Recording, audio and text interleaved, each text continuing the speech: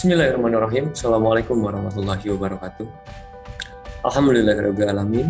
Hari ini kita masih dijumpakan kembali dalam keadaan sehat walafiat. Pada pertemuan kita hari ini, kita akan bersama-sama mengkaji materi terkait peran keluarga berencana untuk kesehatan ibu dan anak. Adapun peran keluarga berencana yang diselenggarakan di masyarakat, tentunya salah satu tujuan yang diterapkan adalah untuk mencapai kesehatan ibu dan anak-anak di lingkungan tersebut. Adapun tujuan penerapan program kesehatan ibu dan anak yang diperankan oleh keluarga berencana tersebut. Pertama, sebagai bahan pemahaman tentang kesehatan diri seorang ibu. Memahami bahwa aku adalah seorang ibu, bahwa seorang ibu itu harus sehat. Dan tentunya dalam hal ini pun seorang ibu harus memahami kondisi kesehatan dirinya sendiri. Pemahaman ini diterapkan oleh para ibu sebagai preventif atau pencegahan dari kondisi sakit dan mengupayakan supaya diri seorang ibu itu tetap sehat.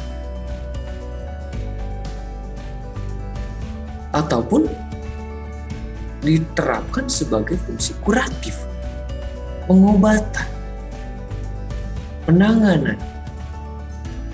Ketika diri seorang ibu merasa kurang sehat, maka segeralah bertindak.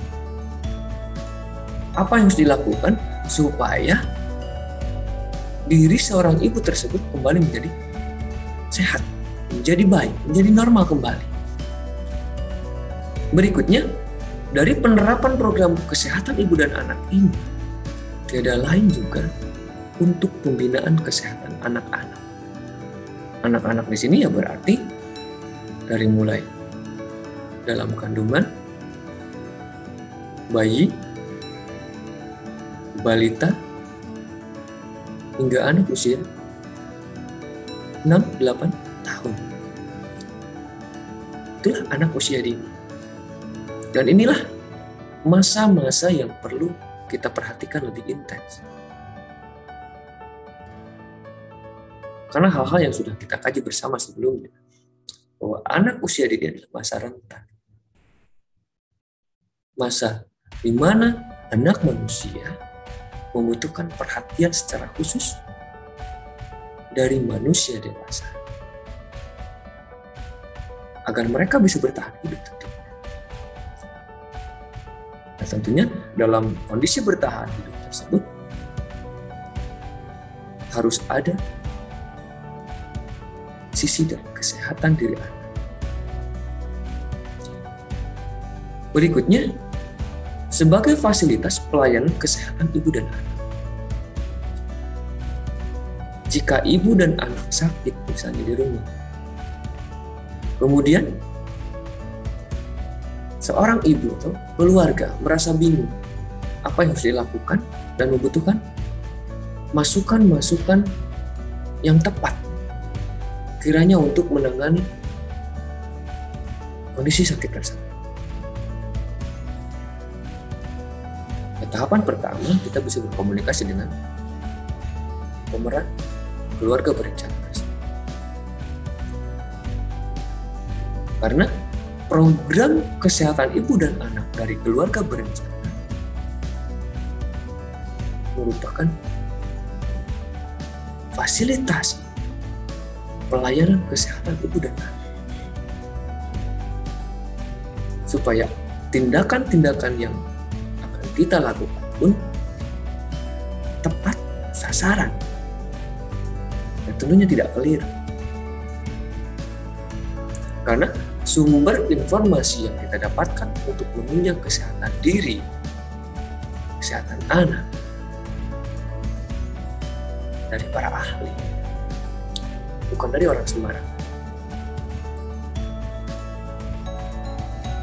Selanjutnya, sebagai implementasi fungsi dan peran masyarakat dalam mewujudkan kesehatan keluarga.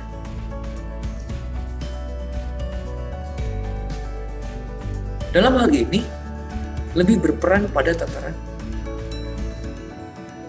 posisi lingkup, administrasi sosial misalnya. Adanya masyarakat, adanya pemerintah, adanya fasilitas untuk kerukunan hidup masyarakat,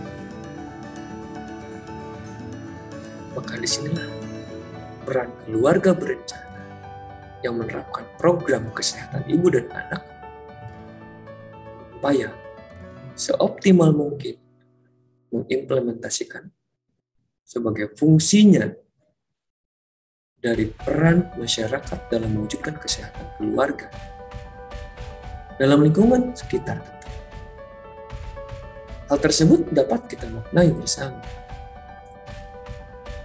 bahwa tujuan penerapan program kesehatan ibu dan anak itu merupakan bagian yang amat sangat penting yang harus kita perankan bersama-sama dalam kehidupan. Nah, tentunya dalam peranan tersebut kita pun perlu memahami program keluarga berencana itu seperti apa saja ataupun apa saja. Yang pertama, program keluarga berencana adalah untuk memelihara ibu hamil, ibu bersalin, nifas, dan atau menyusui.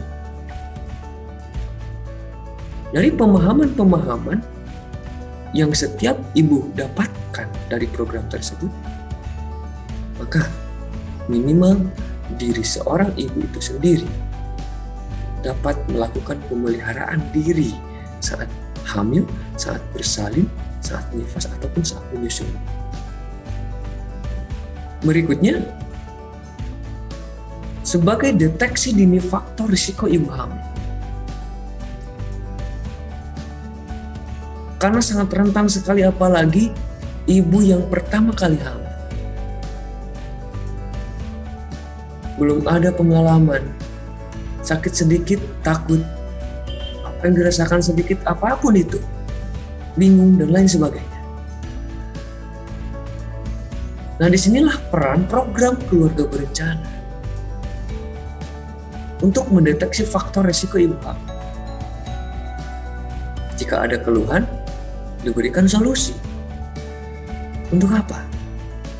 Untuk upaya supaya faktor risiko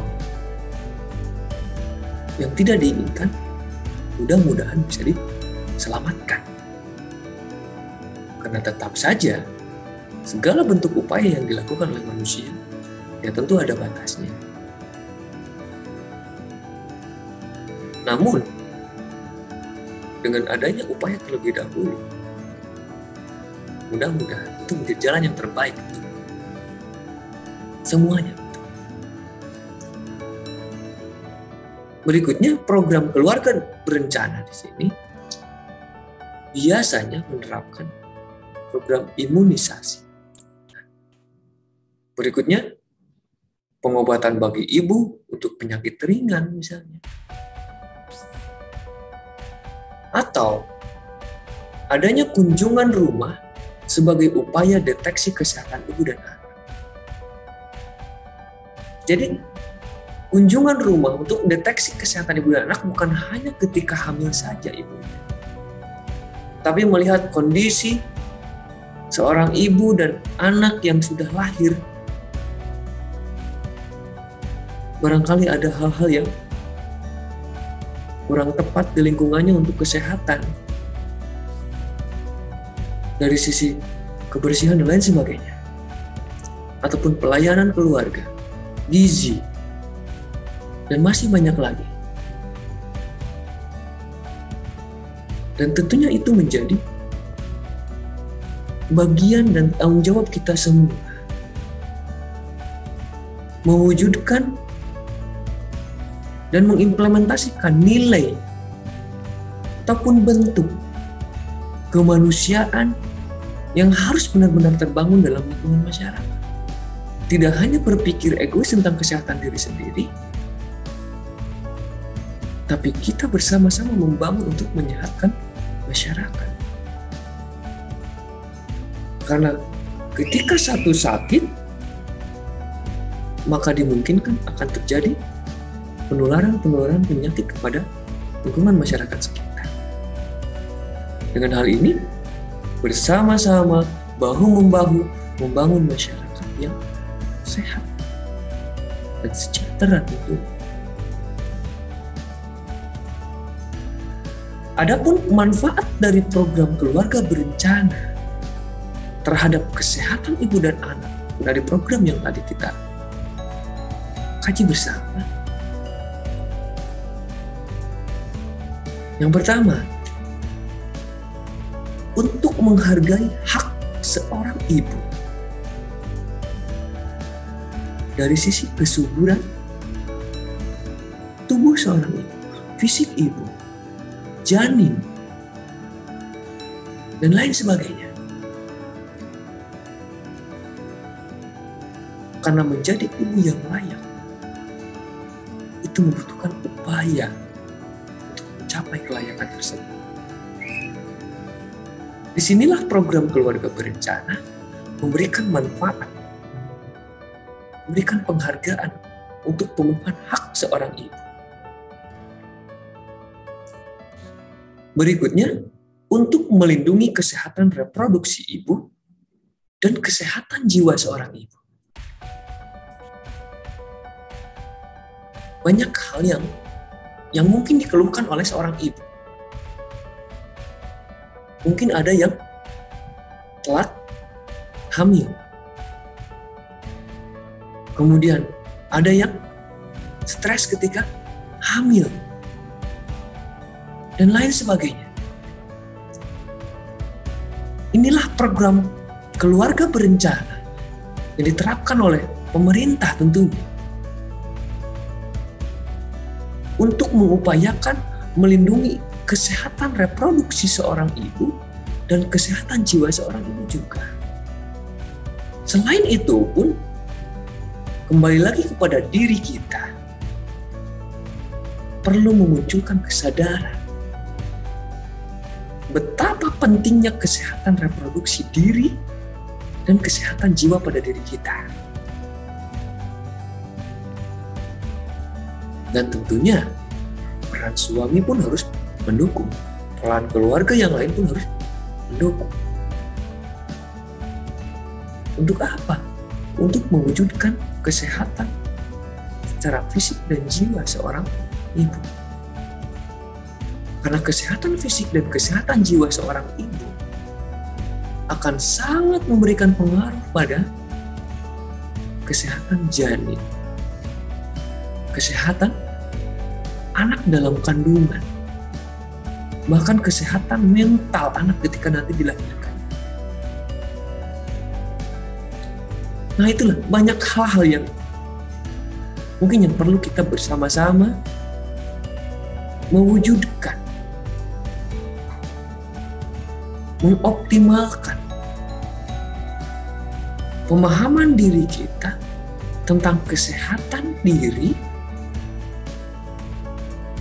dan kesehatan masa depan diri dan anak-anak kita. Dan tentunya masyarakat, pemerintah telah memberikan pelayanan secara khusus untuk itu. Berikutnya, manfaat dari program keluarga berencana tersebut adalah untuk mencegah penularan penyakit berbahaya. HIV, AIDS, dan lain sebagainya. Banyak virus-virus yang mengganggu kondisi fisik dan kondisi kejiwaan seorang ibu yang diakibatkan oleh fatalnya gangguan virus tersebut pada bagian inti masa depan seorang ibu.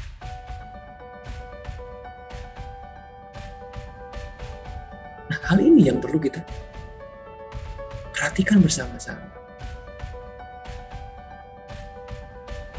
Selanjutnya, memberikan jaminan untuk tumbuh kembang bayi dan anak. Adanya deteksi dini tumbuh kembang anak-anak di posyandu, menimbang anak, menentukan kebutuhan gizi anak, memberikan pelayanan gizinya juga, makanan yang tepat dikonsumsi untuk pemenuhan gizi yang anak butuhkan itu seperti apa. Berikut memberikan masukan-masukan bagi orang tua agar masukan gizi anak di rumah pun layak dan optimal tentunya. Nah, dari hal tersebut kembali lagi dibutuhkan kesadaran dari pribadi orang tua terkait sinkronisasi program pemerintah tersebut dengan kondisi kebutuhan diri dalam kehidupan keluarga berencana. Karena masa depan dalam keluarga harus dan wajib direncanakan. Dengan sosok manusia yang cerdas, seorang individu yang cerdas, mereka akan mampu mempersiapkan kebahagiaan hidup mereka di masa depan. Bukan hanya berpikir tentang kebahagiaan mereka di hari ini saja. Mudah-mudahan apa yang telah kita kaji bersama di hari ini dapat bermakna, dapat bermanfaat untuk kita semua. Teman-teman tetap jaga kondisi, tetap jaga kesehatan.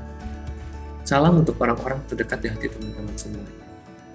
Sebelum saya pamit undur diri, mari kita bersama teriak, aku bahagia hari ini. Assalamualaikum warahmatullahi wabarakatuh.